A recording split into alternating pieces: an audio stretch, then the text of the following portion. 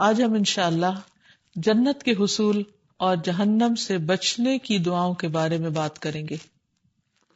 جنت جو دار المومنین ہے اور جہنم جو دار الکفار ہے. اللہ سبحانہ وتعالی نے یہ دو انجام رکھے ہیں اپنے دو قسم کے بندوں کے لیے، کیونکہ نہ وہ دنیا میں برابر ہیں اور نہ وہ آخرت میں برابر ہو سکتے ہیں. لیکن کوئی بھی شخص صرف اپنی کوشش سے جنت میں نہیں پہنچ سکتا جب تک کہ اللہ سبحانہ وتعالیٰ کی رحمت اس کو نہ ڈھانپ لے. تو اس لیے انسان کو ہمیشہ ہمیشہ اللہ تعالیٰ سے جنت کی دعا کرتے رہنا چاہیے اور اس کا حریص بھی رہنا چاہیے اور اس کا شوق انسان کو ہونا چاہیے. اور دعا کے سلسلے میں انسان کبھی بھی جلد بازی سے کام نہ لے. یہ نہ سوچے کہ میں نے بہت دعا کر لی اور میری دعا قبول نہیں ہو رہی. نہیں، دعا یا تو انسان کو فوری فائدہ دیتی ہے اور یا پھر وہ دعا بھی ایک اجر کی صورت میں اس کی آخرت کے لیے اکٹھی کر دی جاتی ہے.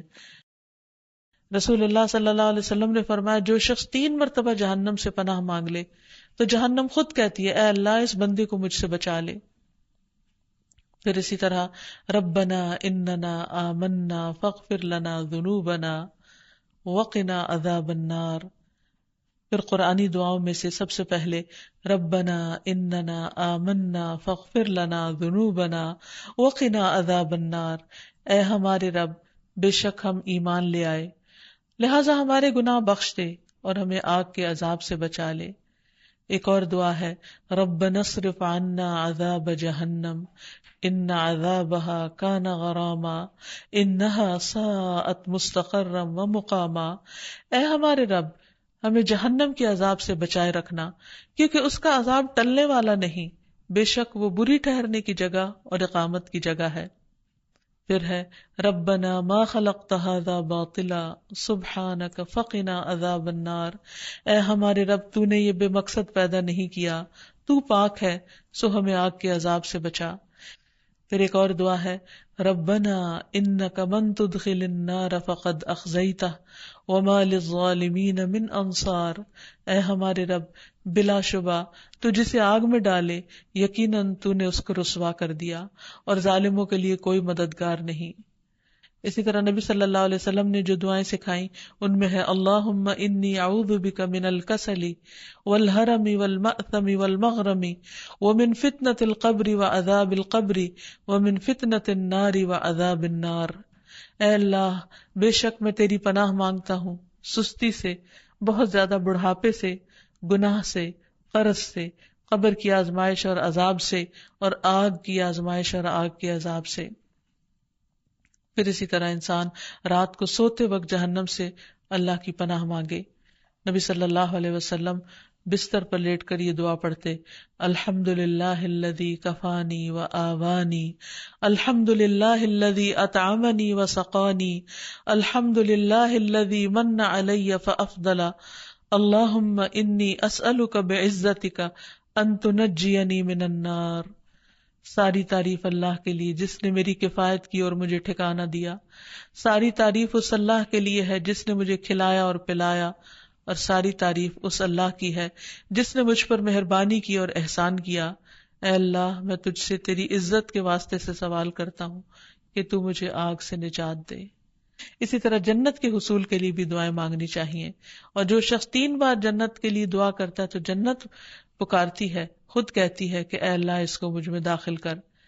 پھر جب جنت مانگے تو انسان جنت الفردوس مانگے، جیسے کہ حدیث میں آتا ہے. آپ نے فرمایا جنت کے 100 درجے ہیں، ہر 2 درجوں کے درمیان اتنا فاصلہ جیسے زمین و آسمان کا فاصلہ، اور فردوس اس کا اعلیٰ ترین درجہ ہے.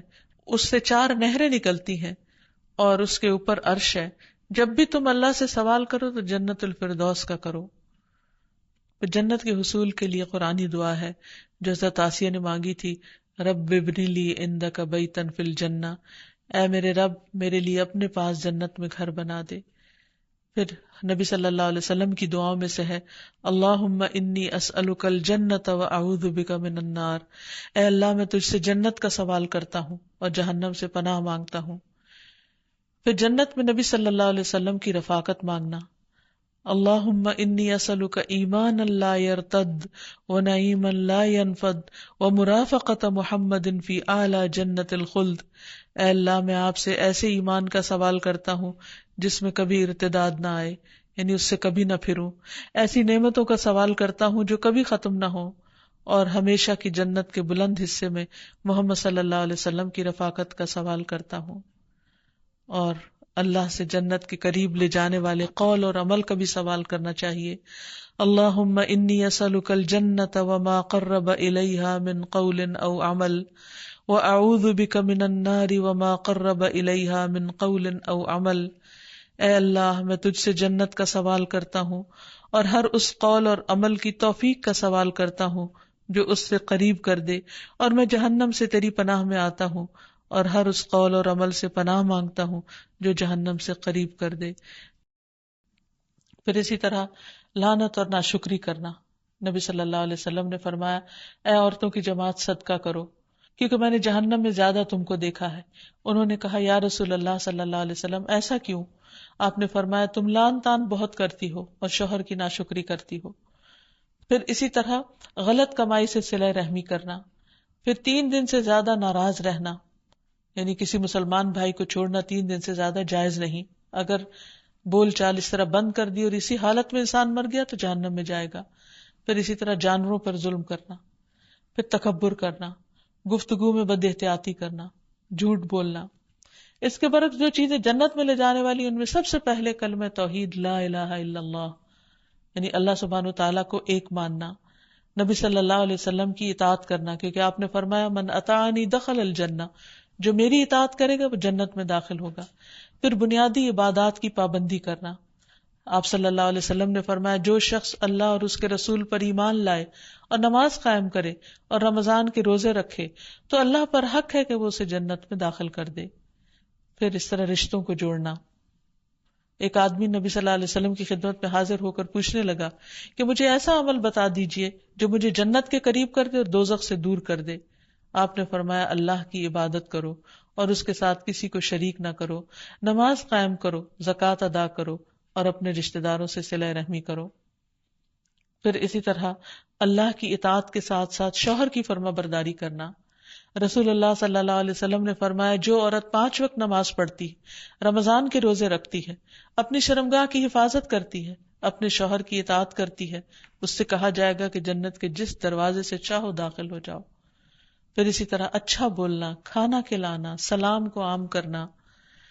ہانی بن یزید کہتے ہیں کہ میں نے کہا، اللہ کے رسول صلی اللہ علیہ وسلم کون سی چیز جنت کو واجب کرتی ہے؟ آپ نے فرمایا، تم عمدہ کلام اور کھانا کھلانے کو لازم پکڑو، اور ایک روایت میں ہے اور سلام پھیلانے کو لازم پکڑو. پھر اسی طرح مریض کی عیادت کرنا، کسی سے اللہ کی خاطر ملاقات کرنے کے لیے جانا. جب ایک انسان اپنے کسی بھائی کی عیادت کے لیے، ملاقات کے لیے نکلتا ہے تو فرشتہ اعلان کرتا ہے، تم بھی پاک ہو، تمہارا جینا بھی پاک ہے اور تم نے جنت میں گھر بنا لیا. پھر اسی طرح سچائی اختیار کرنا، راستے سے تکلیف دہ چیز کو ہٹا دینا، اللہ تعالیٰ کے 99 ناموں کو محفوظ رکھنا. یہ تمام چیزیں انسان کو جنت میں داخل کرنے والی ہیں. پھر اسی طرح رسول اللہ صلی اللہ علیہ وسلم نے جہنم سے پناہ مانگنے کا حکم دیا تھا. آپ نے فرمایا، اللہ سے جہنم کے عذاب کی پناہ مانگا کرو کہ اللہ تعالیٰ اس سے محفوظ رکھے. تو اللہ سبحانہ وتعالیٰ کی رحمتوں سے ہمیشہ پر امید رہیں اور اس کی رحمت کا سوال کرتے رہیں، کیونکہ جنت کے بارے میں اللہ تعالیٰ نے فرمایا کہ انتی رحمتی، تو میری رحمت ہے، تیرے ذریعے جس کو چاہوں گا میں اپنی رحمت سے نوازوں گا. تو اللہ تعالیٰ کی رحمت مانگتے رہیں اور پھر اللہ سبحانہ وتعالیٰ کی تعریف بھی کرتے رہیں. سبحان اللہ والحمد للہ ولا الہ الا اللہ واللہ اکبر ولا حول ولا قوة الا باللہ العلی العظیم. اور پھر درود شریف، اللہم صلی علی محمد وعلی آل محمد کما صلیت علی ابراہیم وعلی آل ابراہیم انک حمید مجید. اللہم بارک علی محمد وعلی آل محمد کما بارکت علی ابراہیم وعلی آل ابراہیم انک حمید مجید. تو اللہ تعالیٰ سے دعا ہے کہ وہ ہمیں اپنی رحمت سے نوازے. تو جہاں تک جنت اور جہنم کا تعلق ہے تو ہم کچھ باتیں جہنم کی ڈسکرپشن یا جہنم کی تفصیل کے بارے میں کریں گے اور کچھ جنت کے بارے میں، اور پھر آخر میں انشاءاللہ دعائیں۔ تو سب سے پہلی بات تو یہ ہے کہ جہنم بہت ہی بدترین مقام ہے، بدترین گڑھا ہے۔ رسول اللہ صلی اللہ علیہ وسلم نے فرمایا، قیامت کے دن جہنم میں اس آدمی کو لایا جائے گا جو اہل دنیا میں سے بہت نعمتوں والا تھا، بہت نعمتوں والا تھا۔ اس کو جہنم میں ایک غوطہ دیا جائے گا، پھر اس سے کہا جائے گا کہ اے ابن آدم، کیا تو نے کبھی کوئی بھلائی بھی دیکھی تھی؟ کیا تجھ پر کبھی کوئی نعمت بھی گزری تھی؟ وہ کہے گا، اے میرے رب، اللہ کی قسم نہیں۔ یعنی وہ ایسی جگہ ہے کہ جس کا ایک منظر ہی انسان کو دنیا بھر کی نعمتیں بھلا دے گا۔ اس کی آگ دنیا کی آگ سے 69 گنا زیادہ ہے، یعنی دنیا کی آگ جہنم کی آگ کا 70واں حصہ ہے۔ ابو ہریرہ رضی اللہ عنہ سے مروی ہے کہ رسول اللہ صلی اللہ علیہ وسلم نے فرمایا، تمہاری دنیا کی آگ جہنم کی آگ کے مقابلے میں 70واں حصہ ہے۔ کسی نے پوچھا، یا رسول اللہ، یہ ہماری دنیا کی آگ ہی کافی تھی، یعنی یہ بھی جلا دینے والی ہے، بھسم کر دینے والی ہے؟ آپ نے فرمایا، وہ آگ 69 یعنی 69 ٹائمز زیادہ کر دی گئی اس دنیا کی آگ پر۔ تمام اجزاء کی گرمی اس کی گرمی کے مثل ہے، یعنی دنیا کی آگ کا جو ایک حصہ ہے تو ہر حصہ یعنی 69 حصے میں سے ہر حصہ اتنا گرم ہے، اور ان سب کو اگر جمع کر دیا جائے تو پھر شدت کا کیا عالم ہوگا۔ اسی وجہ سے جہنمیوں کے جسم اس کے اندر پھول جائیں گے، ابل جائیں گے۔ نبی صلی اللہ علیہ وسلم نے فرمایا کہ کافر کے دونوں شانوں کے درمیان تیز چلنے والے کے لیے 3 دن کی مسافت کا فاصلہ ہوگا، یعنی وہ اتنا موٹا ہو جائے گا انسان جہنم میں کہ ایک کندھے سے لے کے دوسرے کندھے تک 3 دن تک کوئی چلتا رہے اور تیز چلتا رہے تو وہ پہنچے گا۔ یعنی اب دیکھیے، دنیا میں انسان کا وزن تھوڑا سا بھی بڑھ جائے تو اپنی جان سے بیزار ہو جاتا ہے، تو جہنم کی سزا بھگتنے کے لیے کتنی سخت مصیبت کا اس کو سامنا کرنا ہوگا۔ اور پھر یہ کہ جہنمی خون کے آنسو روئیں گے۔ رسول اللہ صلی اللہ علیہ وسلم نے فرمایا، جہنمی اتنا روئیں گے کہ اگر ان کے آنسوؤں میں کشتیاں چلائی جائیں تو وہ چل پڑیں، اور بے شک وہ پانی کے آنسوؤں کی جگہ خون کے آنسو روئیں گے۔ پھر اسی طرح ان کا کھانا پینا زقوم کا ہوگا، اور زقوم کیا ہے کہ جس کا صرف ایک قطرہ اگر زمین پر پھینک دیا جائے تو پوری زمین کی ہر چیز تلخ ہو کر رہ جائے، ہر چیز کڑوی ہو جائے۔ تو سوچئے کہ پھر جس کا کھانا ہی زقوم ہو اس کے ذائقے کا کیا عالم ہوگا۔ پھر ایسا پانی پینے کو دیا جائے گا کہ جو آنتیں کاٹ ڈالے گا۔ سورۃ محمد میں آتا ہے، وَسُقُوا مَاءً حَمِيمًا فَقَطَّعَ أَمْعَاءَهُمْ، اور انہیں پینے کو کھولتا ہوا پانی دیا جائے گا جو ان کی آنتیں بھی کاٹ کر رکھ دے گا۔ اہل جہنم کے لیے آگ کا اوڑھنا بچھونا ہوگا۔